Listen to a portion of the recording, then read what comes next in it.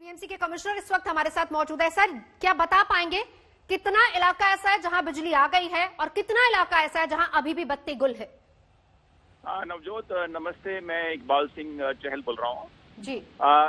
सबसे पहले बताना चाहूंगा, मैं सुबह 10:20 के आसपास जो एमएमआर एरिया हमारा बीएमसी के काफी बाहर है, वो भिवंडी शाहपुर रोड पे एक पड़गा नाम का ग्रिड है। वहां पे ग्रिड में हाई वोल्टेज के चलते हुए ट्रिप हो गया था ग्रिड, इसलिए पूरा एमएमआर एरिया की जो 9 महानगर पालिकाएं हैं सभी जगह बिजली चली गई थी। अब करीबन 12:15 से हमने रेस्टोरेशन शुरू कर दिया है, और जब हम इसको रिस्टोर करते हैं तो स्टेप बाय स्टेप रिस्टोर किया जाता है ताकि वापस ट्रिपिंग ना हो। अभी तीनों रेलवे लाइंस हमने रिस्टोर कर दी हैं। हार्बर लाइन तो शुरू भी हो गई, अभी कंफर्मेशन है। बाकी सेंट्रल और वेस्टर्न लाइन पे भी इलेक्ट्रिसिटी अभी पूरी पहुंच गई है। इसके अलावा अगर मैं अब जो बीईएसटी एरिया है जो कोलाबा से लेके बैंड्रा तक आता है, उसमें कोलाबा, नैरीमैन पॉइंट, मलाबर हिल, पाइकुला, बॉम्बे सेंट्रल, वर्ली, सब जगह इलेक्ट्रिसिटी आ गई है। इसके अलावा जो अडानी पावर है जो सबर्ब में इलेक्ट्रिसिटी सप्लाई करता है, बोरीवली, गोरेगांव, दहीसर, उस एरिया में इलेक्ट्रिसिटी आ गई है, और अगले 15 से 20 मिनट में पूरे बंबई में बिजली रिस्टोर हो जाएगी। जी, इकबाल सिंह चहल बीएमसी कमिश्नर हमारे साथ लगातार जुड़े हुए हैं। चहल साहब, अब आपसे मैं ये भी जानना चाहूंगी, देखिए भागती दौड़ती मुंबई, फुर्सत यहाँ किसी को नहीं होती, लोग प्लान करके पूरा दिन को शेड्यूल करते हैं, लेकिन ऐसे में क्या प्लानिंग, क्या बैकअप प्लानिंग सरकार के पास नहीं थी? क्योंकि देखिए असर न सिर्फ लोकल पर, अस्पतालों पर, यहाँ के कारोबार पर, हर जगह हुआ है। नवजोत, मैं आपको बताना चाहूंगा कि हमारे जितने भी हॉस्पिटल हैं इस टाइम, हमारे 78 हॉस्पिटल हैं जो कोविड का काम देख रहे हैं। हर हॉस्पिटल पे हमारे पास 24/7 परमानेंट ऑटोमेटिक बैकअप सप्लाई है, और जब ये इलेक्ट्रिसिटी गई थी सब जगह और ये बैकअप ऑटोमेटिकली एक्टिवेट हो गया था, और किसी भी हॉस्पिटल में कोई परेशानी नहीं हुई है। आप खुद भी इसको कंफर्म कर सकते हैं, मैंने सब जगह फोन लगा कंफर्म किया है। जो हमारी जंबो फैसिलिटीज है, नेस्को गोरेगांव है, बीकेसी है, एनएसआई डोम है, सब जगह पे बैकअप थी हमारी और काम कर रही थी।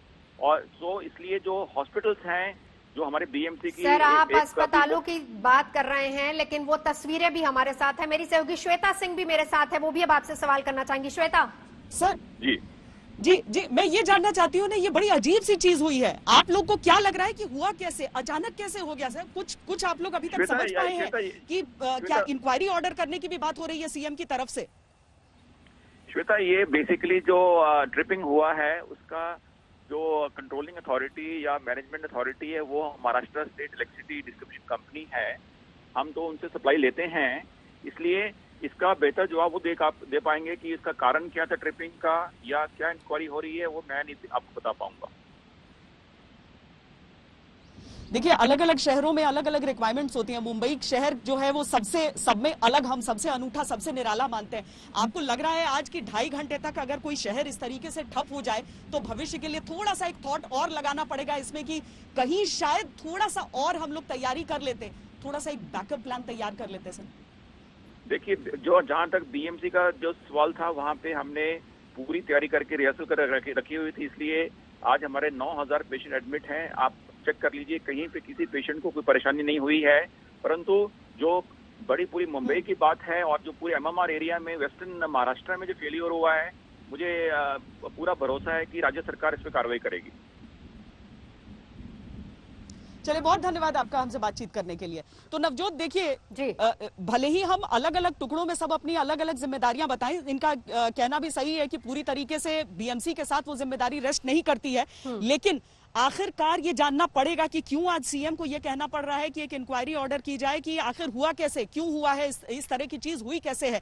तो ये सारी चीजें कोई सामान्य चीज नहीं है, ये असामान्य हालात हैं जो आम मुंबईकर को भी ये समझ में आ रहा है कि उसकी जिंदगी के साथ जो अचानक 2.5-3 घंटे की उथल पुथल हो गई है वो सामान्य नहीं है। इसीलिए अगर जांच करनी है तो जांच करें, तैयारी करनी है तो तैयारी करें, लेकिन आइंदा ऐसी चीज हो ना।